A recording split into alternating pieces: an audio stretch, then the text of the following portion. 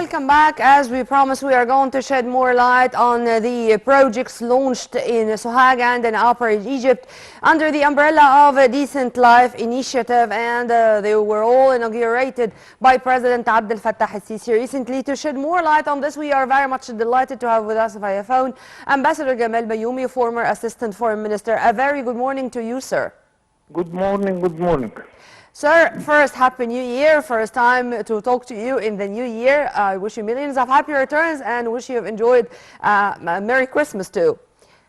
It's my pleasure. Same to you. I wish you and all our Egyptian people all the best in the coming year.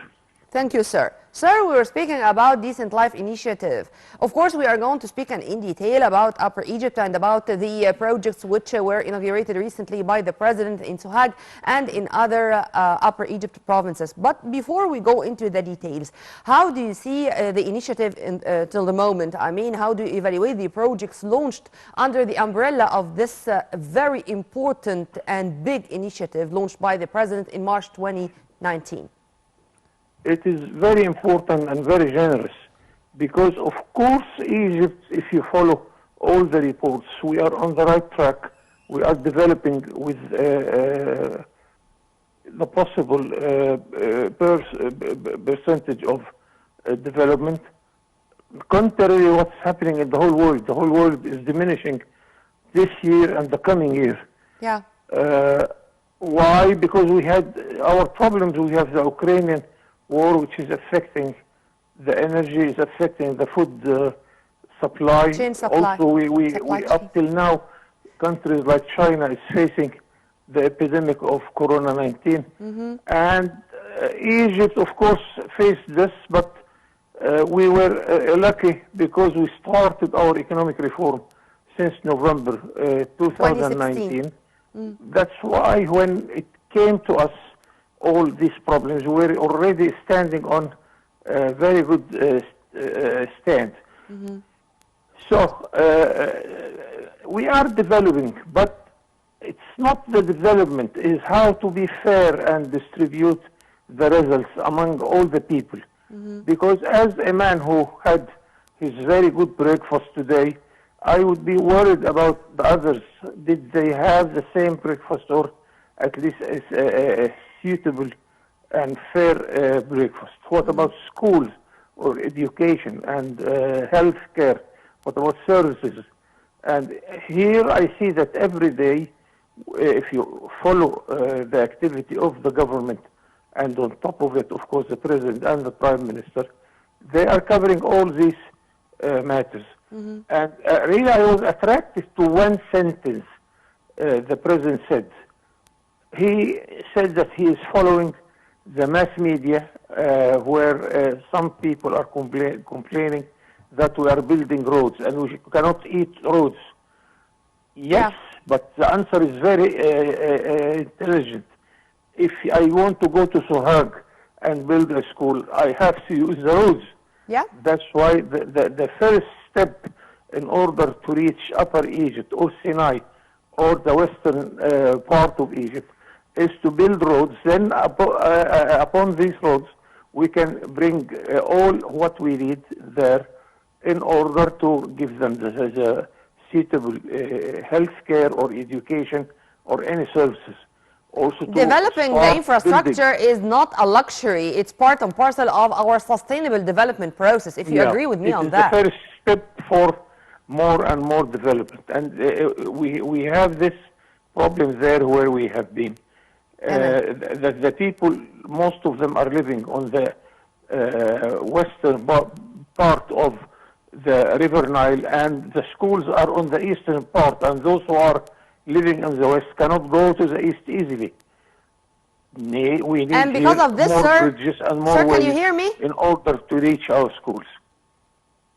Sir, since you mentioned education, you mentioned the health care, of course, to introduce quality service in these two fields in specific, it's a must.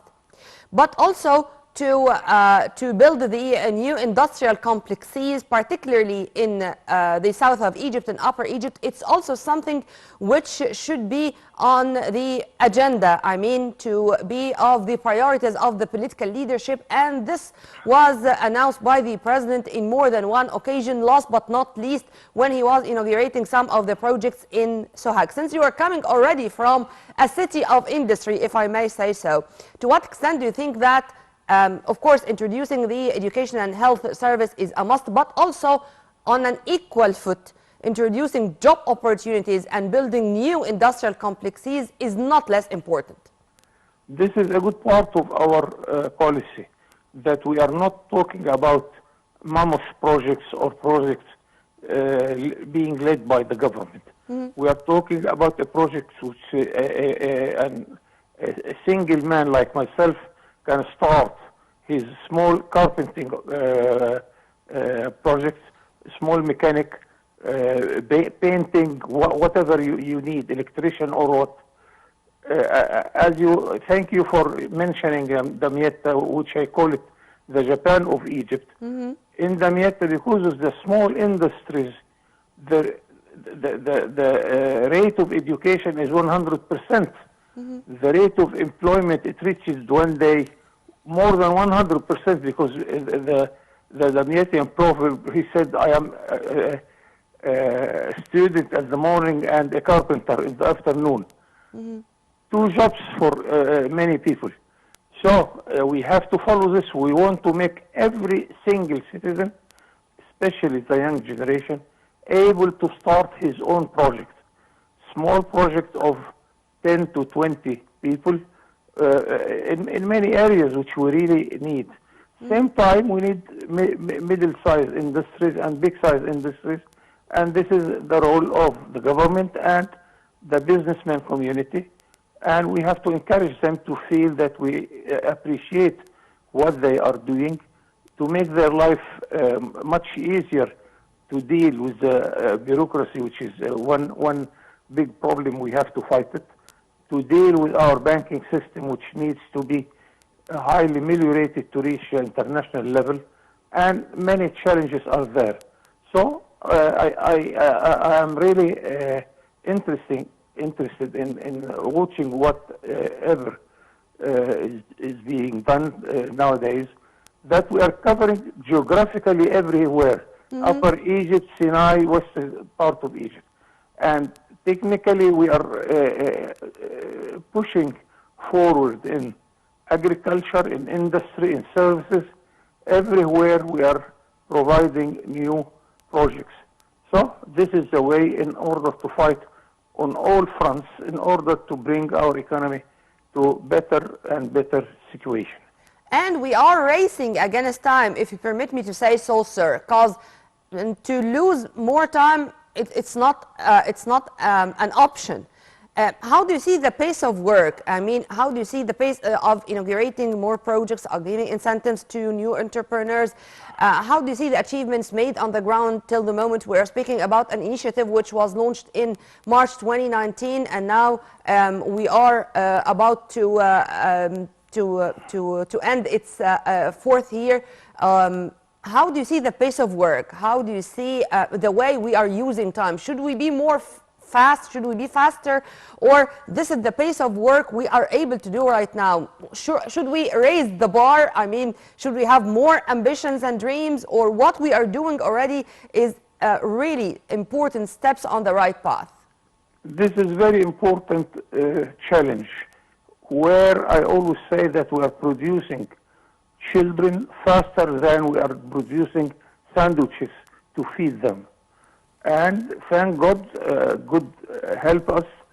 And since 2011, we gave birth to more than 25 million new Egyptians.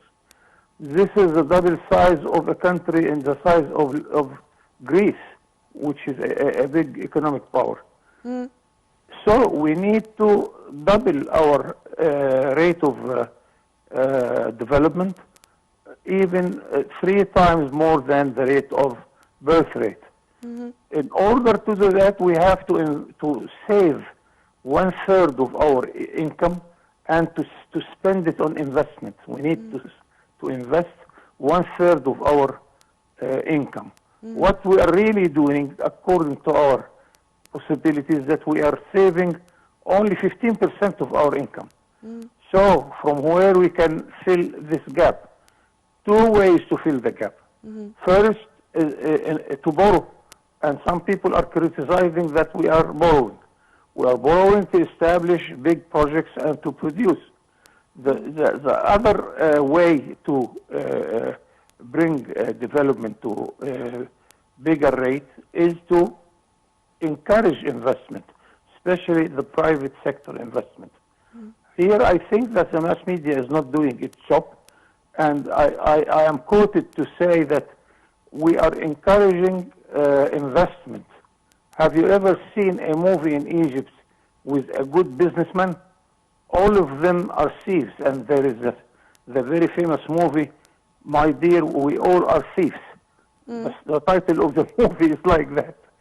So we are not encouraging the business community. This was more than 30 years ago, sir.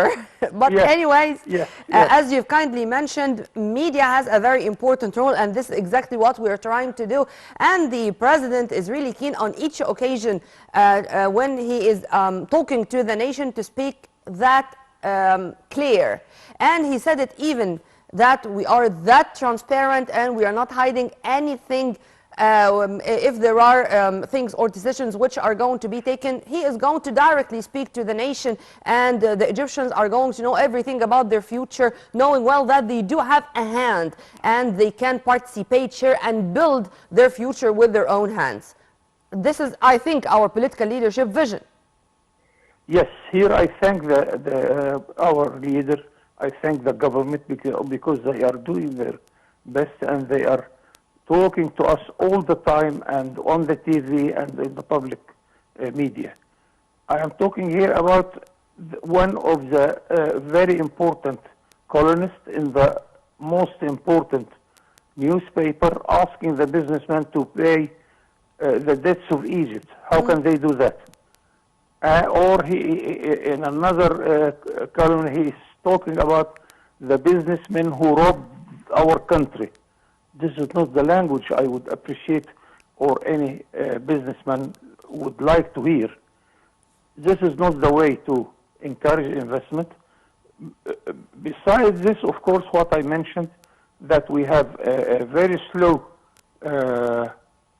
bureaucracy. The justice process is not as quick as we would like to see. The banking system we have ameliorated tremendously, but still it needs to reach the international level of the banking system, what we call Basel I, Basel II, Basel III. You go to the bank and you wait for hours in order just to draw a bank check. I was in New York recently, and I discovered that there is what they call overnight loan. The banks are giving loans after they close their doors, and the loan must be back before the opening in the next day. It means a loan for 15 hours. The borrower should buy the merchandise, should put it in the showroom, should sell it, should give back the loan to the bank in the next day. So the investor is looking to how many hours, not days or months, he should spend in order to get the first dollar as a revenue from his investment. Yeah.